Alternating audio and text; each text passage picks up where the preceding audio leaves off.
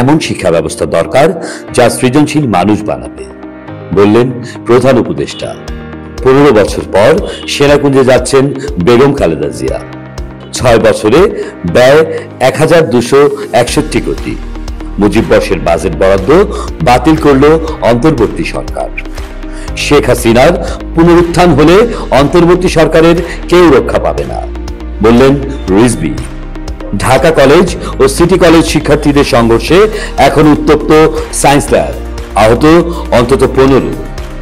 গত 24 ঘন্টায় ডেঙ্গুতে আরো 5 জনের মৃত্যু। হাসপাতালে ভর্তি 1034 জন। পুলিশের নতুন IGP Baharul Alam, DMP commissioner Sajjad Ali. কুষ্টিয়ায় চুরি দেখে ফেলায় মা ছেলেকে হত্যা, 3 জনের মৃত্যুদণ্ড। দৈনিক বাংলা, স্বাধীনতার পক্ষের দৈনিক।